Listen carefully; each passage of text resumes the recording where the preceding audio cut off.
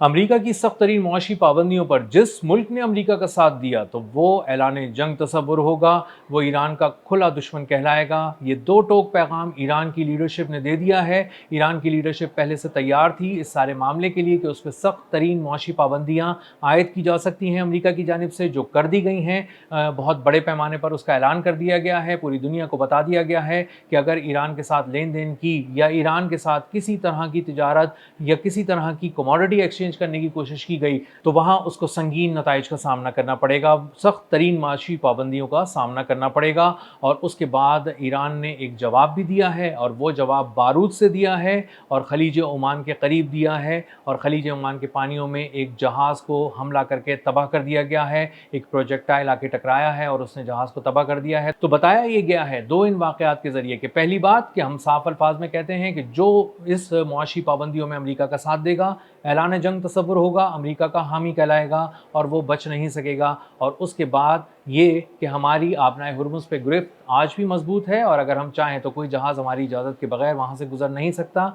गुजरेगा तो संगीन नताइज का सामना करेगा, तबाह हो जाएगा, तैरती हुई लाश बन जाएगा। मेरा नाम अज़हर अली ख़ान है और आप देख रहे हैं आज की बात। ईरान ने बहुत तगड़ा जवाब दिया है अमेरिका को उन मुआशी पाबंदियों के हवाले से जो उस पर आयद की गई हैं। ये तारीख़ी मुआशी पाबंदियाँ हैं, कोई शिपिंग के ज़रिए कोई लिंक बरकरार नहीं रख सकेगा ईरान के साथ। इसी तरह एविएशन के मामलात को समेट दिया गया है। इसी तरह कहा गया है कि कोई गोल्ड में किसी तरह का एक्सचेंज नहीं हो सकेगा। इसी तरह कोई बैंकिंग फाइनेंशियल ट्रांजैक्शंस नहीं हो सकेंगी ईरान के साथ। इसके साथ साथ डिजिटल एसेट्स पर भी पाबंदी लगा दी गई है। कोई डिजिटल एसेट किसी तरह का ट्रांसफ़र नहीं कर सकेगा, ना ईरान को ना ईरान किसी और को। और इसका मतलब ये है कि जो कंपनियां शैडो में किसी तरह काम करती थीं उन पर भी पाबंदियां लग गई हैं। किसी तरह की भी इंटरनेशनल ट्रांजैक्शन ईरान के साथ अगर की गई तो वहाँ पर अमेरिका उसको भरपूर अंदाज में टैकल करेगा, सख्त तरीन उसको जवाब देगा। और इन तमाम और सख्त तरीन मुआशी पाबंदियों के बाद ईरान ने बहुत ही तगड़ा जवाब दिया है अमेरिका को।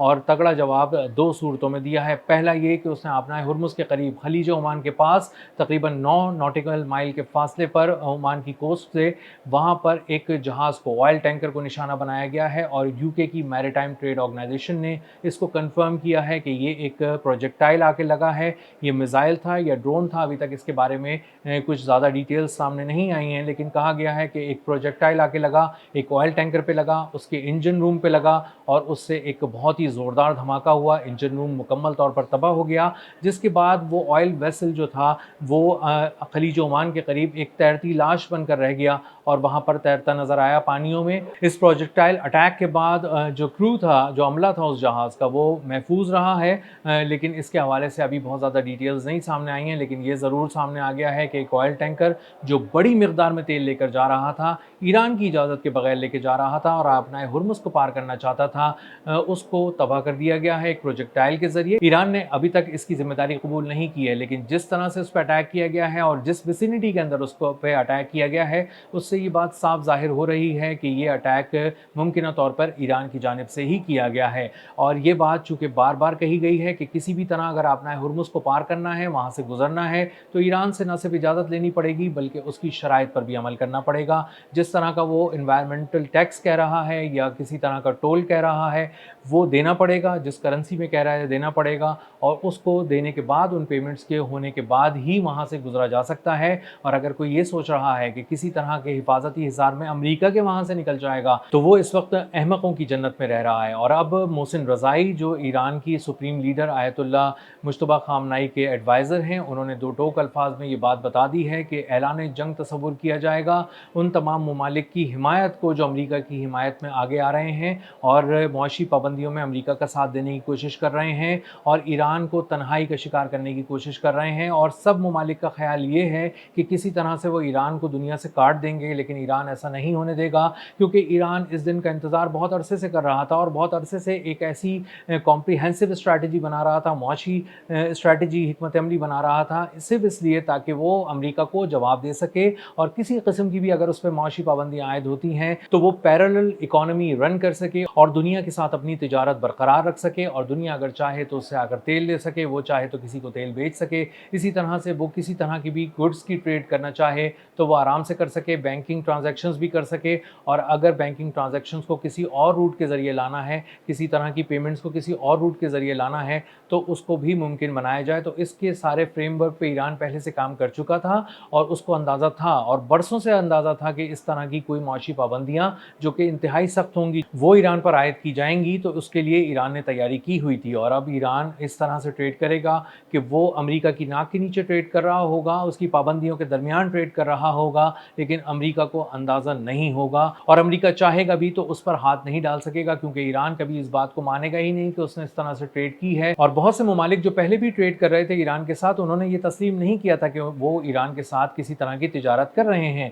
और इस बार भी अगर इसी तरह की एपिसोड हमने देखी है और सख्त माशी पाबंदियों की देख रहे हैं, तो इसका मतलब ये है कि एक बार फिर तमाम ममालिक उससे राब्ते में रहेंगे, तिजारत करते रहेंगे, लेन देन होता रहेगा, लेकिन कोई ये बात तस्लीम नहीं करेगा दुनिया में सामने आकर। और इसका मतलब ये है कि ईरान की जो स्ट्रैटेजी है वो यही है कि चीज़ें बरकरार रखो, तिजारत करते रहो, लेन देन होता रहे, और मईशत को सहारा देकर एक्सपोर्ट्स जारी रखें। ख़ासतौर पर तेल की जो तिजारत है उसको ईरान बरकरार रखे, और किसी तरह की भी अमरीकी पाबंदियों को खातिर में ना लाया जाए। और इसके लिए उन्होंने साफ अल्फाज में ये बात कह दी है कि हम इन पाबंदियों को मानने वाले नहीं हैं, हमने इसकी स्ट्रैटेजी पहले से बना ली थी। अमेरिका की मौशी पाबंदियों से निमटना ईरान के लिए इसलिए भी मुश्किल नहीं है कि पिछले 5 माह के दौरान, खास तौर पे 5 माह के दौरान जब ये जंग हो रही थी और थोड़ा सा वो अरसा जिसमें सीज़ फायर भी था, इस दौरान ईरान ने कामयाबी से 18 अरब डॉलर से ज़्यादा का तेल एक्सपोर्ट कर दिया, और इसके बावजूद कर दिया कि अमेरिका का नेवल ब्लॉकेड, बहरी नाकाबंदी वहाँ पर लगी हुई थी, और अमेरिका की मुकम्मल नज़र थी कि किसी तरह ईरानी बंदरगाहों से तेल के जहाज़ न निकल सकें और आबनाए हुर्मुज़ को पार करके दूसरी तरफ ना जा सकें। लेकिन वो जहाज़ कामयाबी से गए, कभी शैडो फ्लीट के नाम पे, कभी ईरानी पासदाराने इनकलाब की हिफाजत में, और कभी खुद ही दरमियान में चकमा देकर निकल गए। लेकिन ऑयल की ट्रेड जारी रही, और ईरान अपनी पसंद की करेंसी में न सिर्फ वो पैसे वसूल करता रहा उसके, बल्कि अमेरिका को चैलेंज भी करता रहा। वो कभी चाइनीज़ युआन में पेमेंट वसूल करता था, कभी क्रिप्टो करेंसीज़ के अंदर करता था। तो डिजिटल पेमेंट्स का जो मैकेनिज्म है वो ईरान पहले से ही प्रैक्टिस कर रहा है, ये कोई नई बात नहीं है। और इस तरह की अगर मौशी पाबंदियों का ईरान सामना कर रहा है, सख्त तरीन मौशी पाबंदियों का सामना करेगा, तो वो उस पैरेलल मैकेनिज्म को दोबारा एक्टिव कर लेगा और दोबारा पेमेंट्स वसूल करना शुरू कर देगा। तो ईरान इस वक्त दो चीज़ें बहुत ही साफ अल्फाज में बता भी रहा है और दिखा भी रहा है दुनिया को। पहली ये कि किसी तरह भी आबनाए हुर्मुज़ उसकी इजाज़त के बगैर पार नहीं की जा सकती। शिपिंग कंपनीज़ को, उसके अमले को, दुनिया भर को ये बात अच्छी तरह समझ में आ गई है, हर मुल्क को समझ में आ गई है कि अगर आबनाए हुर्मुज़ पार करना है, वहाँ से गुजरना है, तो ईरान से परमिशन लेनी पड़ेगी। और अगर ईरान से परमिशन नहीं ली और किसी तरह से अमरीकी यकीन दहानी पर आगे आने की कोशिश की, तो वही हाल होगा जो आज ओमान के करीब एक जहाज़ का हुआ, जो ऑयल टैंकर जा रहा था, प्रोजेक्टाइल आके लगा, उसका इंजन रूम तबाह हो गया और वो जहाज़ समंदर की लहरों पर एक तैरती लाश बनकर रह गया। तो ईरान इस वक्त जिस तैयारी के साथ सामने आया है वो हैरान कर रहा है, और इस बार दुनिया को चैलेंज भी कर रहा है। साफ अल्फाज में कह रहा है कि अगर किसी ने इकनॉमिक वॉर में अमेरिका का साथ देने की कोशिश की ईरान के खिलाफ, तो ऐलान जंग तसव्वुर होगा और उसको संगीन नताइज भुगतना पड़ेंगे। इसका क्या मतलब है और इसके कितने ज़ाविये निकल सकते हैं इस बयान के, ये तो आने वाले दिन ही बताएंगे। और इसी के साथ साथ आबनाए हुर्मुज़ पे जो ईरान की गिरफ्त मजबूत है, उसको भी एक बार फिर साबित करके दिखा दिया गया है। ठीक चंद घंटों के अंदर अंदर जब स्कॉट बेसेंट ने एक प्रेस ब्रीफिंग करके दुनिया पर को ये बताया कि ईरान पे पाबंदियां लगा दी गई हैं, ईरान कमज़ोर हो गया है मुआशी तौर पे भी, अस्करी तौर पे भी, तो ईरान ने एक हमला करके बता दिया आबनाए हुर्मुज़ के करीब कि हमारी गिरफ्त भी मजबूत है, जहाज़ को तबाह भी कर सकते हैं, ऑयल की ट्रेड भी करते रहेंगे, दुनिया से लेन देन भी जारी रहेगा, तुम्हारी नाक के नीचे ही सब कुछ होता रहेगा, तुम देखते रहोगे लेकिन रोक नहीं सकोगे। अब तक के लिए इतना ही, मिलते हैं अगले व्लॉग में किसी नई खबर, नए तज्ज़िये और नए ज़ाविये के साथ। अल्लाह हाफ़िज़।